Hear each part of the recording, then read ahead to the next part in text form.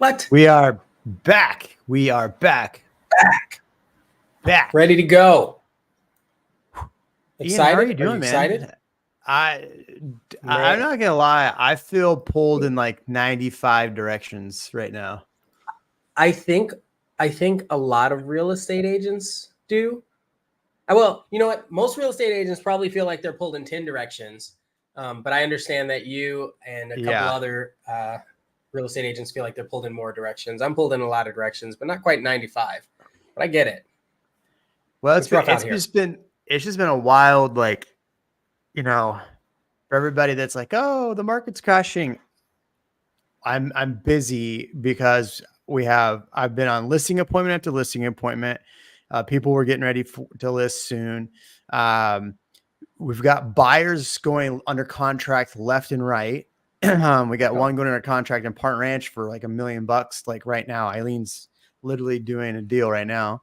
I've been shooting content every single day with my videographer because we're rolling the new channel, which is my ATX Premier Home Tours. I think I'm going to change it just to legitimately change it to Jeremy Knight's Home Tours instead of that. Let me show you the channel here in a second. But there's that. So I shot 3 property tours and then edited 3 property tours a day.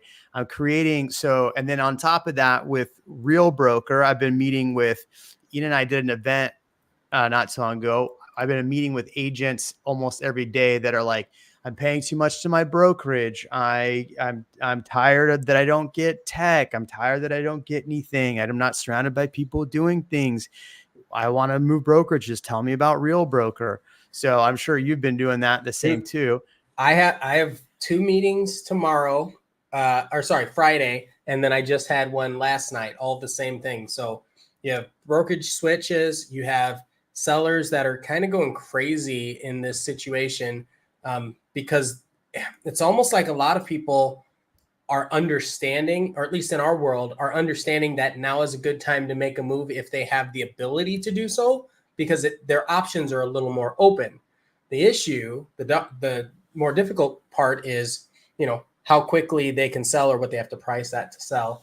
And that's a whole other conversation. But buyers scrambling, sellers scrambling. One of the articles that we're going to get to later, it talks about, you ready for this?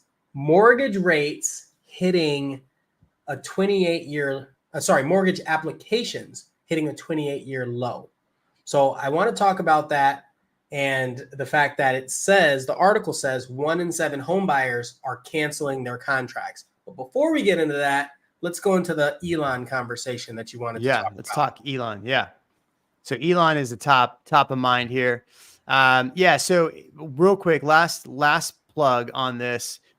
If you do like property tours, my videographer and I are grinding on these property tours right now, putting out these property tours. I literally shot 3 today by myself without my videographer today. I edited those. Those are all going on the channel. He's got one that we got, a really nice one, Highland Homes, going up there tomorrow. So if you like property tour style videos, I'm freaking pounding out on our second channel, ATX Premier Home Tours. So I'm probably going to change the name of this to Jeremy's Home Tours. It just sounds better than ATX Premier Home Tours. So Ian, let's talk about Elon Musk. What about Elon? Something about footprint being expanded in the Austin area, right? Like that's the topic.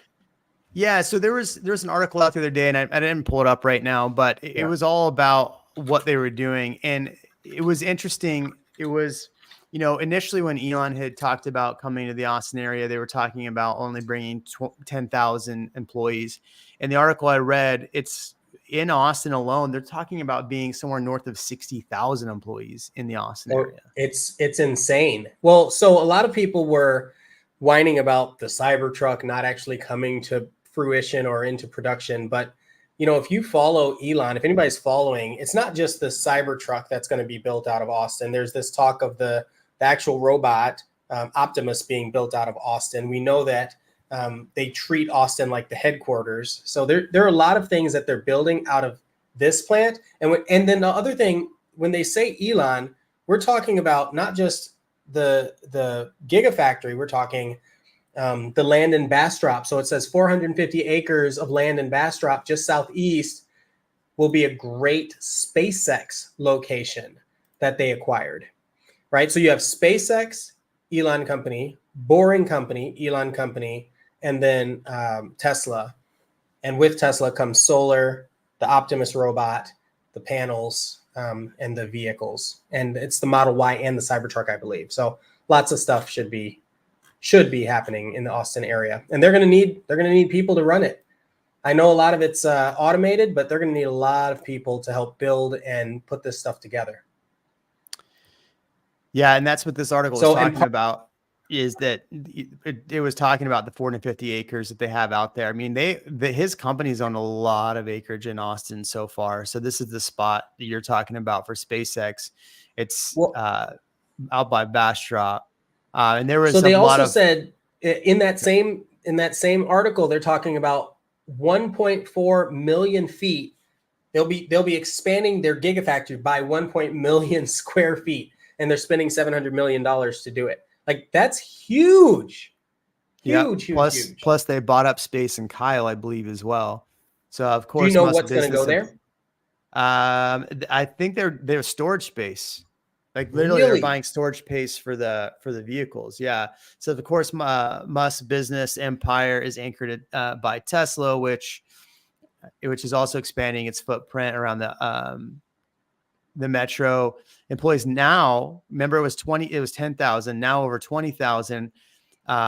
Tesla will release warehouse space in Kyle, about 35 miles south of the Gigafactory.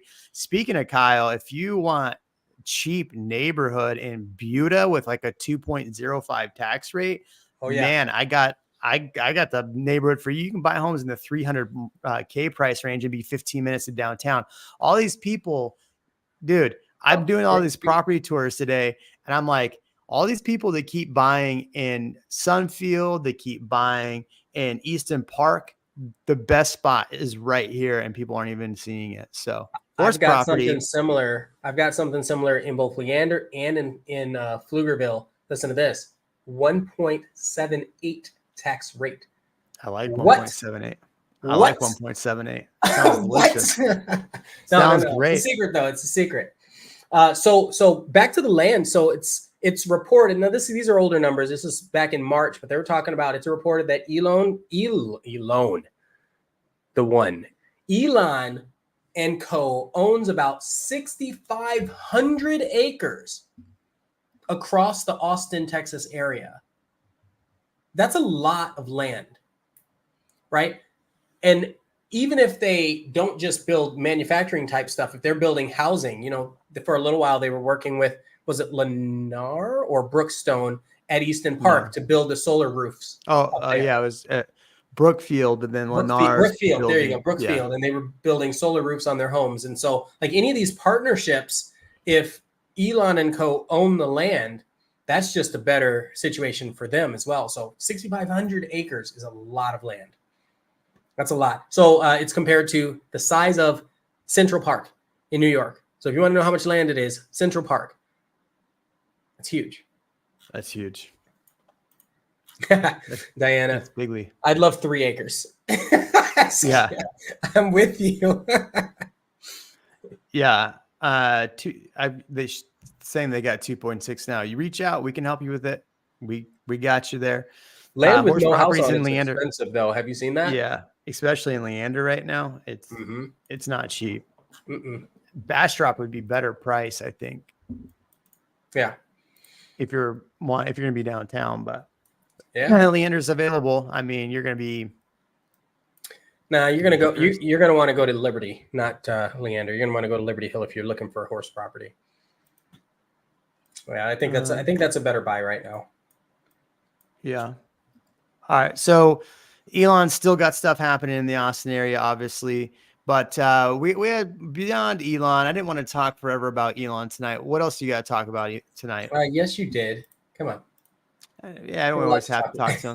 There's just dude, it's funny. It's like there's just so much stuff coming out, and we're not doing Real Migos enough to stay up with all the constant stuff. But we got affordability. We got Yeah. mortgage rates hitting 28-year highs, Yep. applications at 20-year lows. Let's do that one. And Let's talk about that. Have you had anyone back out of contracts or known anybody in conversations that have been backing out of contracts?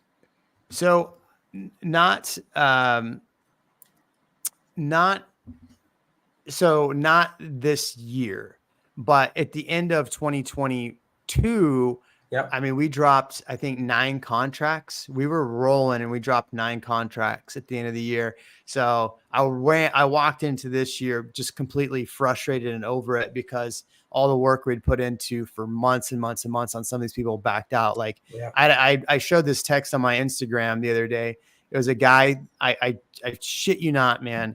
This guy came from the channel, reached out, really nice guy. Like, I'm not mad at him, but just this whole scenario is why people think I've been salty on the channel. This is a perfect reason why, is because he reached out. We showed homes in the height of the crisis. I mean, we're talking like constantly talking.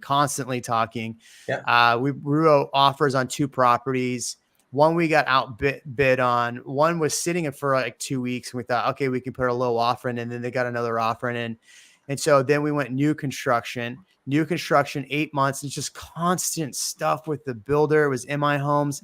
And you just, dude, it was constant, like, things are getting delayed. I don't know if I can deal with this market and the rates going up. And this is when he's going to get a $500,000 house for like still like 4.5%. Yep. It wasn't bad. So we were going to close in November of last year. And that's when rates kind of had peaked up, but he had locked in. And so literally we're under contract at 500.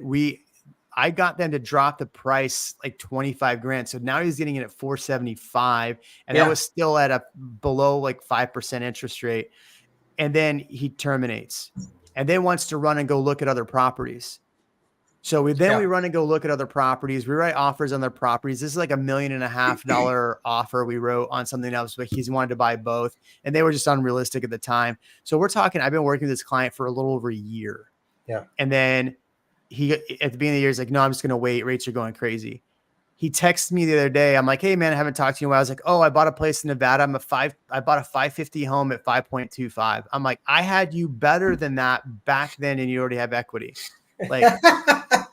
Like, I'd worked literally 10 months. No, it was like 13 months with this guy, and for a $0 paycheck to find out he bought in Nevada later. So this is why I've been frustrated, is like, I feel like I've given up so much of my life and my time and my energy to people that just take. So that's why I apologize to everybody in this channel if I seem burnt out or don't give a shit about the content I put out anymore. It's just like, people have really burned me the last year and a half, and I need some of my time back.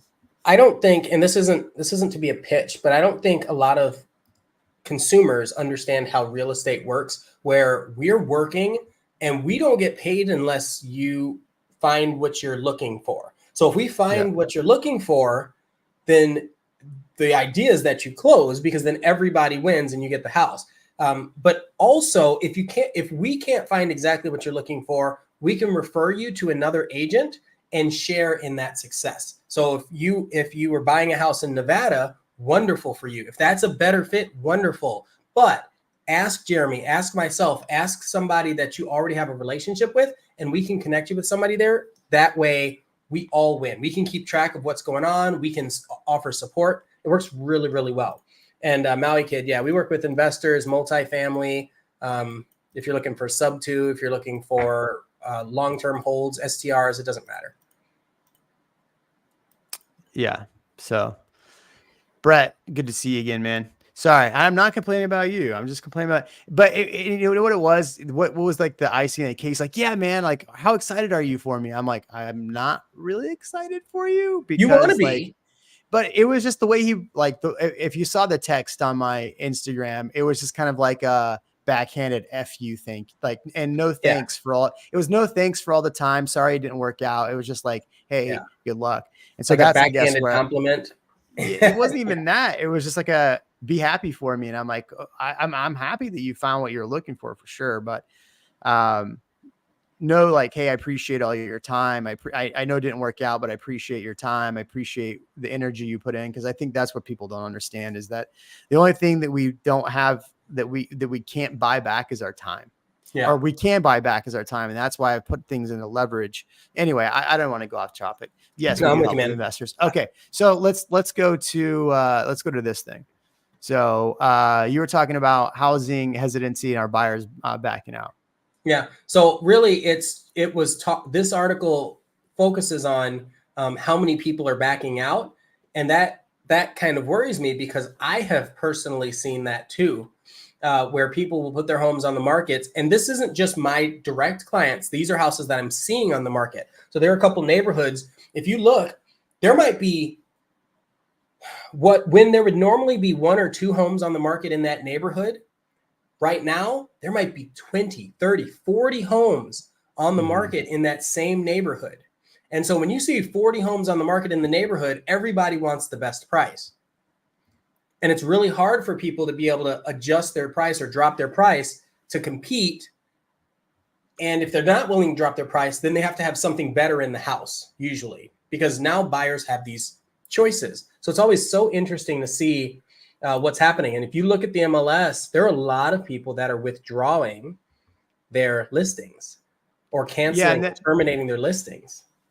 Yeah, I think there's a couple things to note here on what you're talking about, because I think people need a little bit more clarity on what you're saying. Please. So in that article too, it said that the amount of people backing out, they're still, so for builders and all that, was like around 20, it was like 18 or 20%. Yeah. But the people backing out at the end of last year was like 36%. It was really, in fact, it was higher than that. I think it was close to 40% were backing out of contracts. And we lost a lot of contracts at the end of last year. And then you roll into this year. So builders are still seeing a fair amount, but it's way reduced in the amount of people actually backing out. So that's one thing to think about. The second thing, when you're looking at the market, and right now, this is something I've been talking about on the channel for a really long time, is that in October, you start to see a lot of people pull their homes off the market. Because what's happening is we're going into Halloween, we're going into Thanksgiving and Christmas. So all these homes that have been on the market, they're going to start pulling off. That's why I keep telling people, this is the best time to buy. This is the best time to buy. Builders right now, my email is flooded with builders in incentives. A. 2, you have, I at least say I did A2. 2, you have all those people that are getting ready to pull their homes off the market. They're going to relist in January. Yeah. So what you're going to have left on the market is all of those resale homes that are vacant. Yes. Lots of those. So you'll have lots of vacant homes sitting on the market.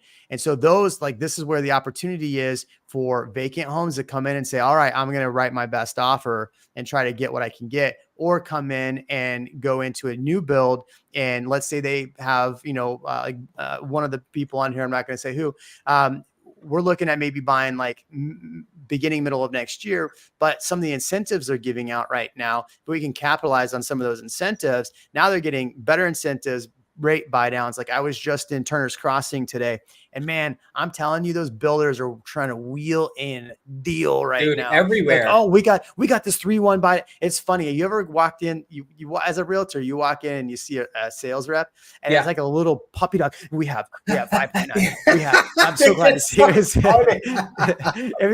I mean, look, bless their hearts. They weren't doing that 2 years ago. No. You 2021. You're a realtor. Get out of here. They were like, how can we not all of them? This is really important, but some of them were like, how can we not pay the realtor, even though we're making 3 times the amount of money? How can we not profit? How can we not pay other people? Well, I can now say this. So Eileen worked with Toll Brothers, right? Yeah. The worst experience I've ever seen on a contract. And they're supposed to be a high-end production builder. Yeah. Not only when they pay agents on either the base price or on the contract price. Well, this was 14 months ago. This is what she's been building this client. They only paid her on the base price of $500, and that's not even all the upgrades. So this home sold close to $900. Premium. No, none of no. it. None of that. So they're getting to save a lot of money on there, and they only Yeah. paid her 2% on that. At the end Yeah. of the day, her paycheck was like nominal for the, and then Toll Brothers had issue after issue. There was a Yep. pipe under the foundation that had to be pulled out. The clients were not happy with Toll Brothers the entire time, like the entire time, and everything had to get refixed. Everything had to be redone, which kept pushing out. And then they, like, a house that should have only taken 10 months to build took 14 months to build. Yep. And then it was like issue after issue after issue. So yeah, that was This I'm was glad all that one's during the done for her. whole supply chain debacle, right? This just closed this week. Right, but it was like it was being built during the supply chain issues, the limited supply chain. So I was at MI yesterday, and because they have them different incentives for every neighborhood, right? And so there's a particular neighborhood where they were giving 5% flex cash only for financing. And I thought, that's pretty interesting. So for financing, that means you can use that money to buy down your rate, pay for closing costs, pay for your title, because those aren't paid for you, right? But you couldn't use it for upgrades in the home. I always thought that was super interesting. And I think the way they're saying this is an incentive the lender is giving you.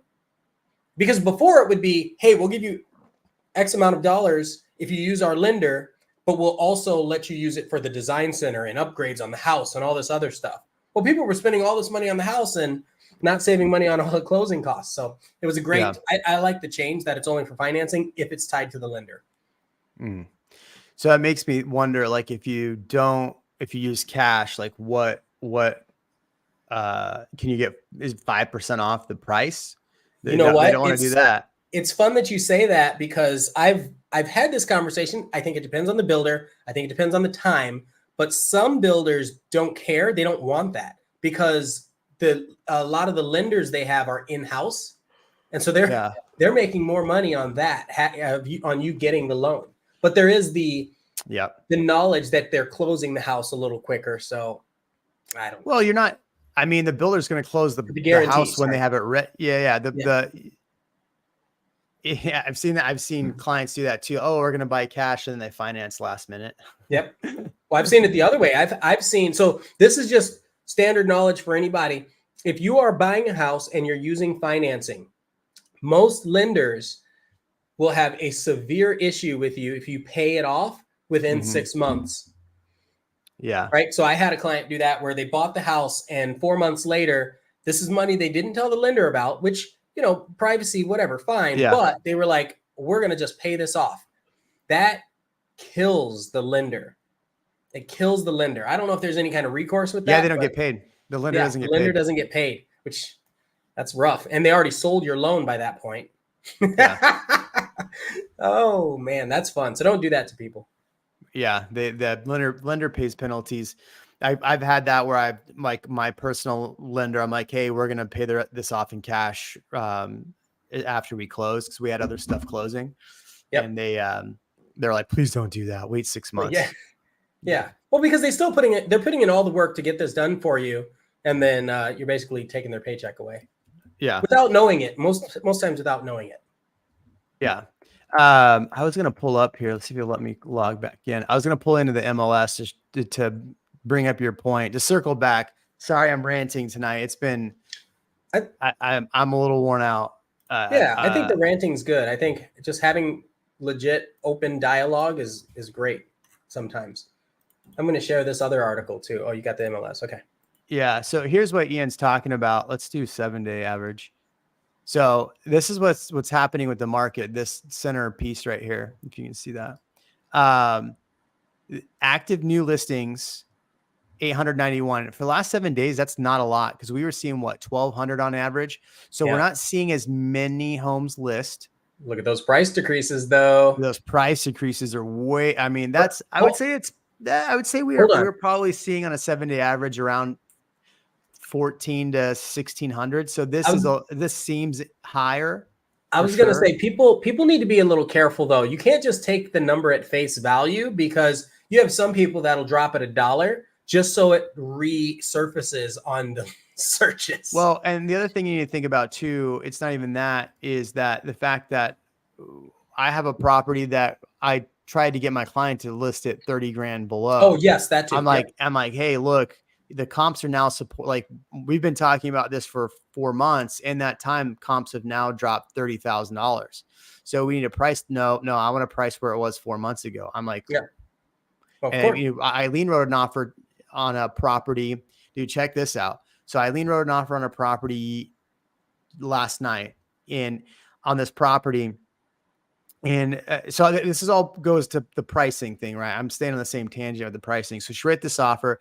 She goes, Jeremy, this house is listed at, I think it was like 650. She's like, this house is listed at 650, but there's no comps anywhere until 550.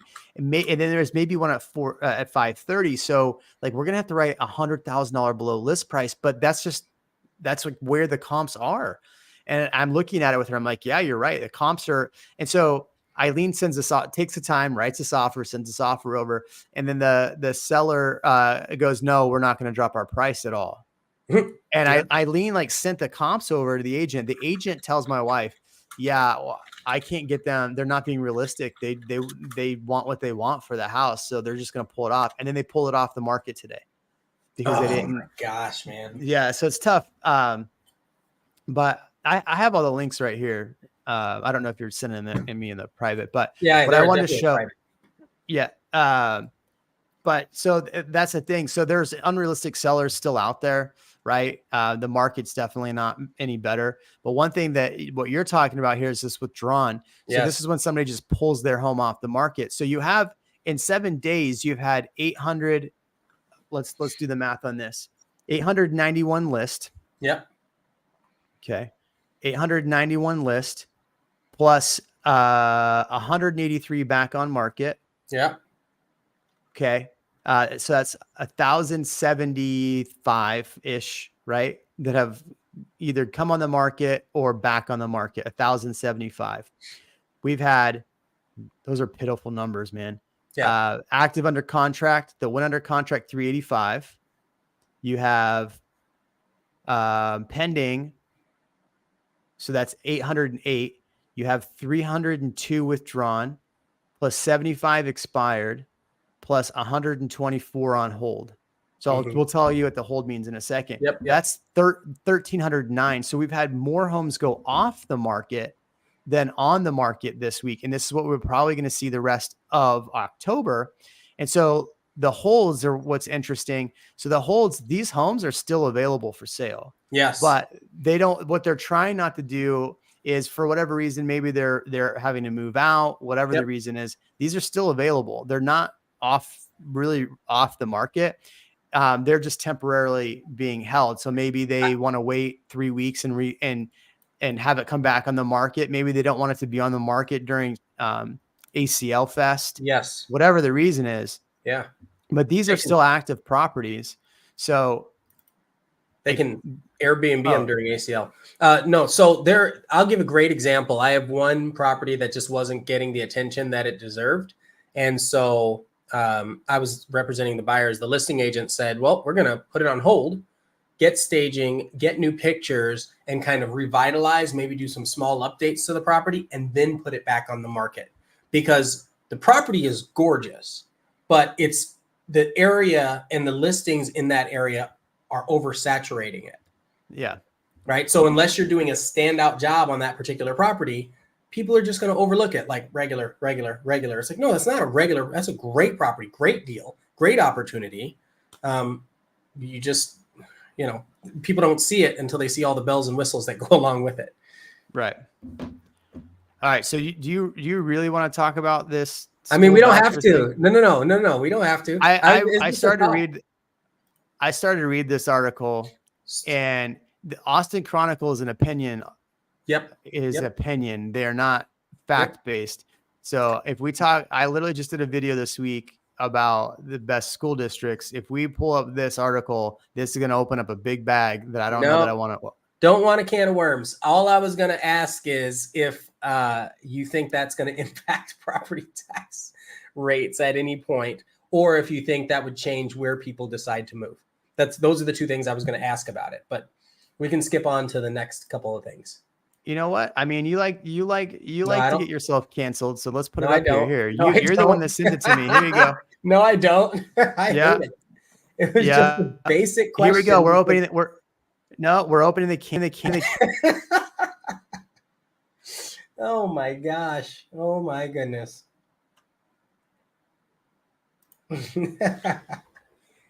Okay, so I wanted a definition on education savings accounts. But the only reason I brought this up initially is because the question is, if there are these education savings accounts, does that impact the property tax rates in the state of Texas? Because so much of our property taxes go towards school funding. That's it. That was the reason for asking this question. And so if anybody's read this or gone over these vouchers, post in the comments. Please try to keep it friendly. Oh man, no, I can't hear you. Oh, you can't hear me? Can you hear me now? There we are. There you go. I can hear you. Okay. Yeah, Brett says, I don't know what it is, but I do. But do it. Yeah.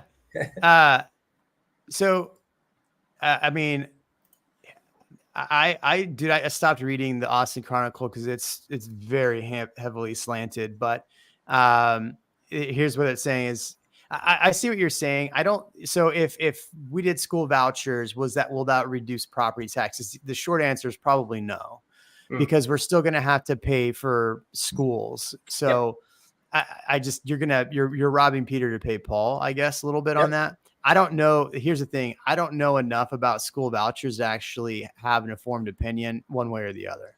That's fair. So in the same vein, the other part of the conversation, or another similar style conversation, would be pods versus public schools. But yeah, we're realtors. We just are curious. Anything that could possibly impact real estate property taxes is up for potential discussion. So we're not trying to wave any flags here. We're just see now. Oh, don't cancel me now. See, I now you got to apologize everybody for canceling you. So I don't get canceled. I'm uncancelable. I'm like Dave Chappelle and Joe Rogan. Oh, so you can't say either of those names now. You just got double. Really? Canceled. Oh man, it's 2023. You're getting canceled for everything. You're canceled. You're canceled. Oh Jesus. my goodness. No, I think that's over. Is it over with? Canceling? Yeah. Yeah. So Brett, yes, you're correct. So my knowledge of school vouchers is basically like school choice. So I think, which it's just again, like I don't know enough about right? it, but like, let's say you live on the east side and you don't want to go to the schools. In that video I showed literally there was a grading map of where like like for AISD, the positive schools to where the not as positive schools were. And so like literally you could see it A, B, B, B minus, C minus, like it went like that. It was an arc. And so like, let's say you live on the east side and you want a school voucher to go, to a different school or a different school district. Well, it's taking money out of the school district. So people in the school district don't want you to have school vouchers is the way I understand it, but I don't know enough. Let's talk about this. As Texans struggle with housing costs, cities look for new ways to spur more home construction. Ian, you want to talk about this? Tell me why. So this one's coming out of Dallas, but I think it still applies to Austin as well. So we know that pricing is difficult for some people, and we know that property taxes are high for a lot of people. And we know that the supply, even though it might not seem that way, because we were just talking about how saturated a lot of these areas are, the supply is going to take a hit if the interest rates drop. So how do we handle this? Plus, you still have, and we've talked about this multiple times on this channel and others, you still have so many of these new communities that are popping up that are rental only communities, where you do your first time home buyers end up getting a break. I'll tell you, I was with a client a couple days ago, and we were looking at, I kid you not, a single family home, a 2-2 built in 2024. in Austin, and this is not a condo. This is a standard single family home. We're at the point where we have to go down to 2.2 that is like 1,300 square feet, 1,200 square feet, and it's still at like $450,000. And it's not even in the city limits of Austin. It's on the outskirts. Like that is, I feel like most people in Austin would consider that unreasonable. So the question is, what do they do? What do the cities do? What do the leadership do? How do they handle it? Well, I could pull up like 9 different articles about this. So number one, cities are having to, okay, so let's break down the problems and of the affordability issue in Austin, because I think this is multifaceted, and how they and how they actually fix the problem, how they can actually fix the problem, and how they can line their pockets are 2 separate things. And so that's where we run into issues on creating affordability. So the problem in Austin is we are outside of Austin, there is lots of space that we could grow. Tons. Right. That 130 corridor is ripe with growth, right? That's where people are going, the east side. Now, if you're talking about in Austin, so the problem we run into, it's twofold. One, you have issues with the city allowing permits and getting through the red tape to actually develop. Developers spend so much money on just getting a neighborhood developed that gets passed on to the consumer.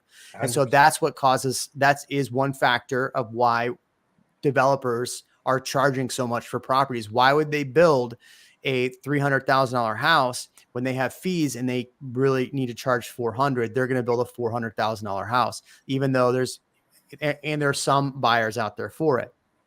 That's one aspect. One of the ways that they're trying to fix the issue is to tax their way out of it. So you add more property taxes, and then you create funds to then subsidize those costs, but you still have those building fees and regulations that are a problem. So the other thing you do is, okay, so let's allow more infill. So infill, if you take, maybe there's an acre spot that you can put maybe 16 homes in. So this is what they're trying to do in 78746. So Westlake, what they're trying to do is allow you to build up to 16 units on a 1 acre in Westlake. Can you imagine? 1 acre in Westlake is $1.5 million. Yeah. So they're trying to take the density part of that so you can build 16. Can you imagine the guy that builds the $8 million home to have 16 units next door to you?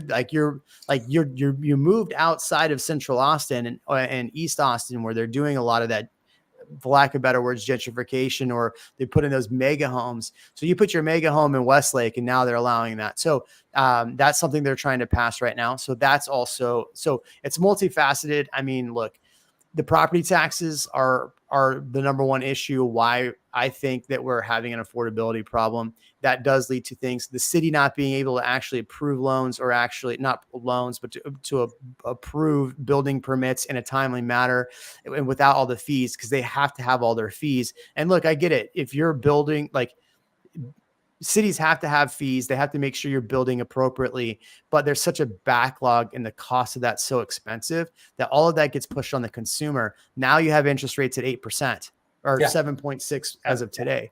So that doesn't help either. So affordability is out the window. We are, in order to make, at the current rate right now, Ian, I read this in an article, at the current rate right now, to make affordability affordable again, you would have to, one of 3 things has to happen.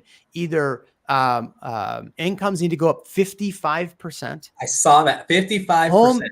Home prices need to drop 35%, or interest rates need to drop 4%.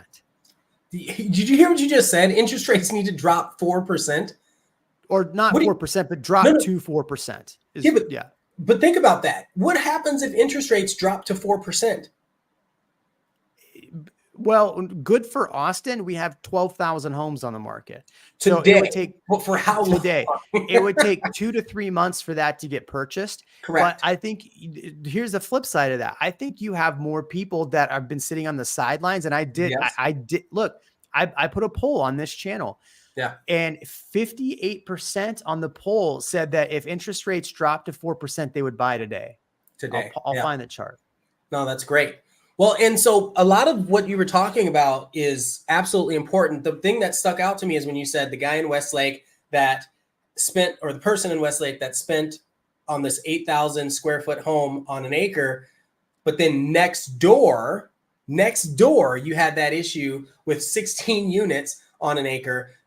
The whole point of this article was about relaxing zoning to allow things like that to happen. Because right now it's a lot harder to pull that off in many areas in Austin, and then even outside in the suburbs. They just allowed where you can do a couple of years ago where you can do even a third story in Round Rock, Texas, for example. So these zoning laws are pretty strict. We don't want to be Houston. No offense, Katie Day, but I do see why the city wants that. But as a homeowner, that if right next to me was, an apartment building or a multifamily unit right next to my house. And think about it. Think about from a city standpoint too, right? You're trying to generate as much income for the city as you can. So here's the post. 59% said that they would buy. 19 said no. 22 said they want prices to come down. So we know who the unrealistic people are, the 22%. No, sorry, let me pull this up.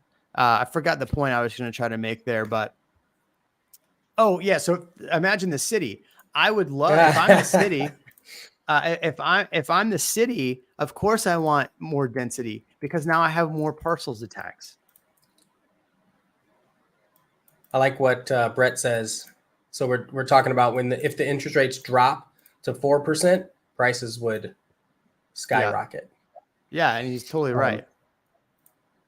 Yeah, I think inventory it would take insane. It would take if let's say tomorrow we woke up and interest rates are at 4%.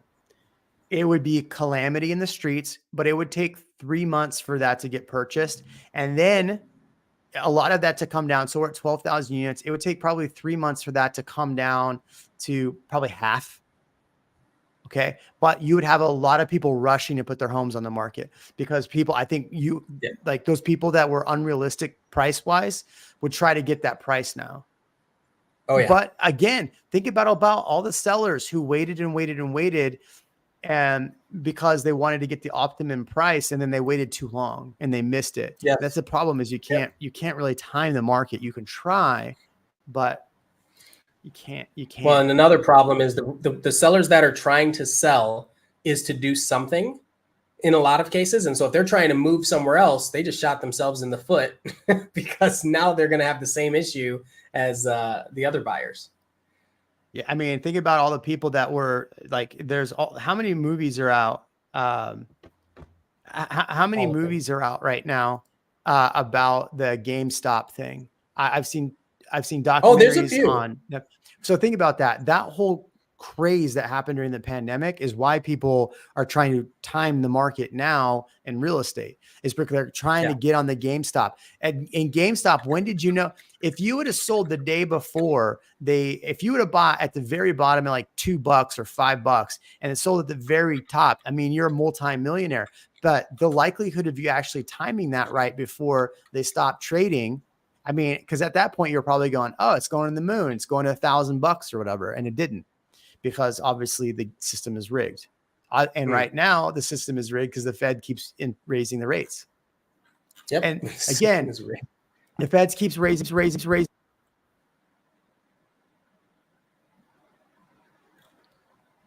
It's not that Fed keeps raising the rates. That is a problem. That does add to the problem. That's only one piece of the overall thing, because that affects treasuries, and that's where we follow as a 10-year. I'm broken back. I've been talking about this too much. Anyway, Ian, what else do you want to talk about? What does everybody else want to talk about? Nobody wants to hear about me ramble. Yeah, I've noticed the comments are weak. Why are the comments weak today? What's happening? Man, people want to hear about ACL. They don't want to hear about freaking. I was going to say, let me take a step back. Diana, JM Unleashed, Jeremy Knight, Ian of Austin, Brett Sorum, Dinosaur D. Thank you so much for your comments. Charles, we see you. We appreciate you. I just meant, like, there aren't any real questions. It's more of just everybody's, I don't know, maybe it's hanging sticker out. shock. Look, But yeah, I mean, hanging out. If you're just watching this on your TV like people used to do, then that's good. We're happy with that. As long as we know that we're making a difference, I think that's good for us. Speaking of that, I mean, one thing I think that's really important to talk about here while we have a moment is I think we need to talk about the fact that the Cowboys got beat so bad on Sunday by the 49ers. I mean, that might help the chat. Are there any Cowboy fans in the chat? I would imagine there are some boys in this, dem boys in the chat. Dim boys, them dim boys. Is that how dem it goes? Boys that got beat by the Niners. Yeah, that's a good question. I'm one of those golfers that likes to go just talk smack and hang out and laugh at how bad of a golfer I am, even though I'm fairly decent. But I used to be a bourbon cigar guy. Now I'm just a cigar guy. I quit the bourbon, so we could definitely and Brett, we could skate. I can skate. It's been a while since I've broken a bone, but I can skate. Oh man, did I tell you who I met last night? Who'd you meet? You know Tracy Tudor, who's on $1 Million Listing LA. Yeah, she's in Austin. So she's got a team. Oh yeah. Yeah. Sorry, go ahead. So she's got a team here in Austin, and yep.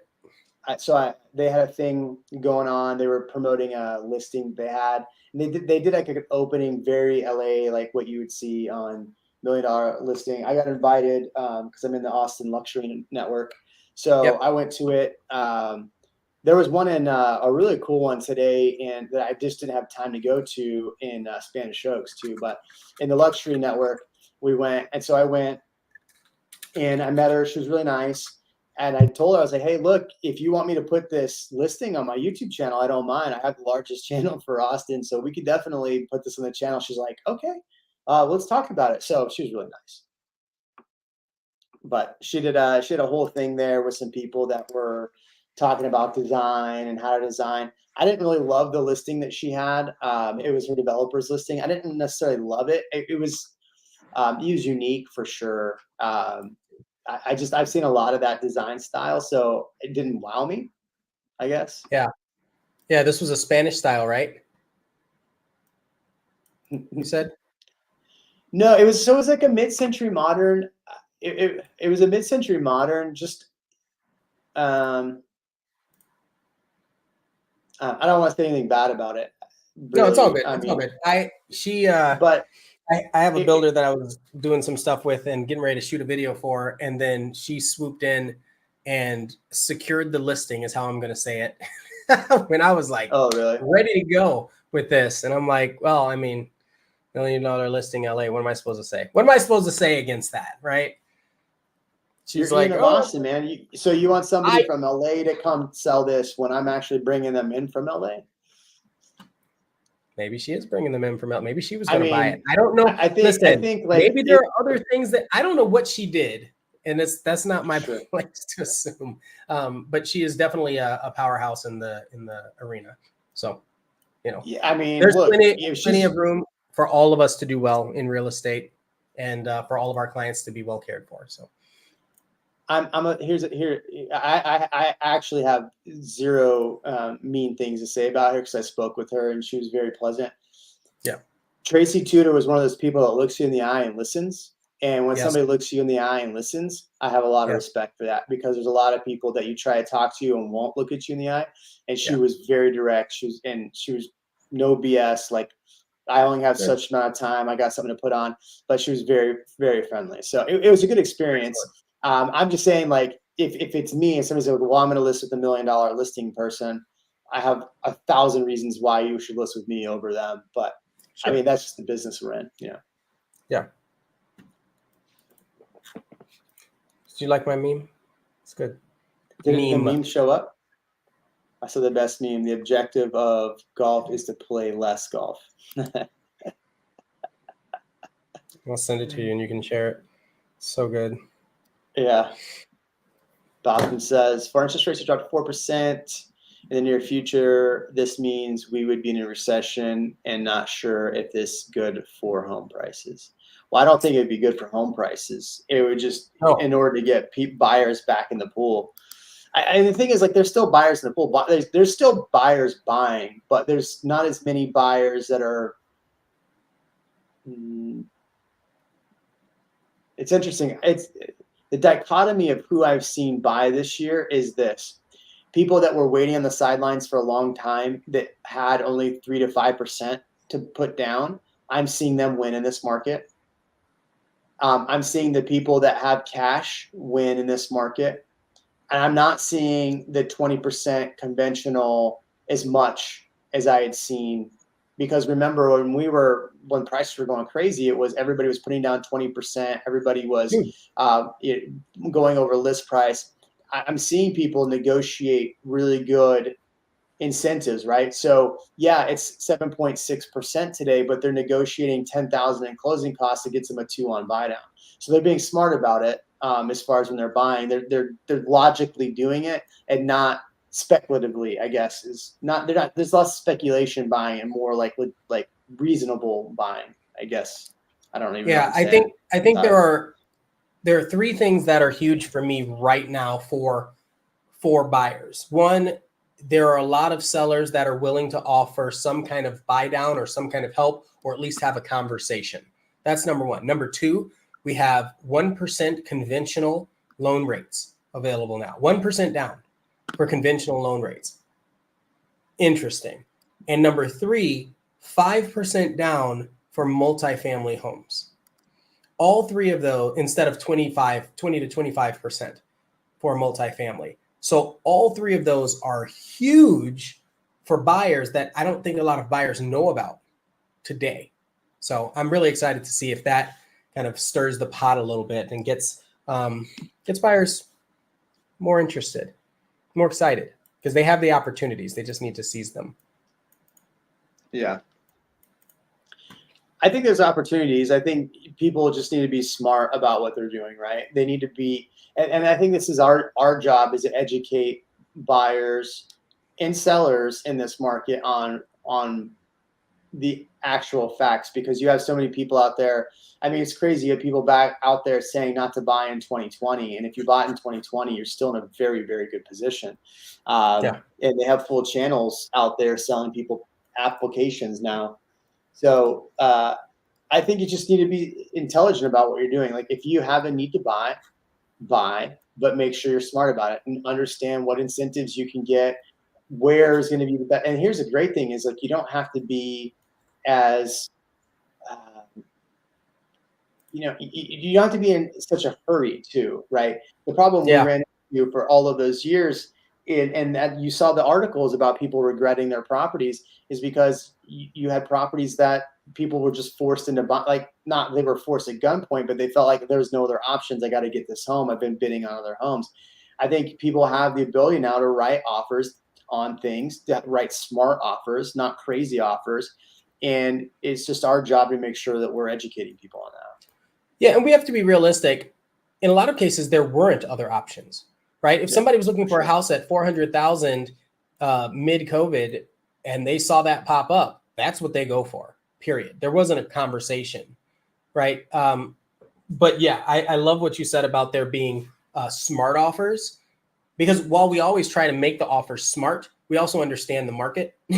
And so a smart offer might be 20,000 over ask for a solid property mid-COVID, but that same property today might be, hey, can we get them to pay some of our costs, right? Yeah. Still the same property, still incredible opportunity. So it's good. Nice. Do a kickflip. Kickflip, yeah. All right, man. I think I'm done. I've got to go edit some more videos and get stuff done. So I've got recording to do too. Yeah. I will catch you later. All right. See you, everybody. Bye, everybody. Thank you.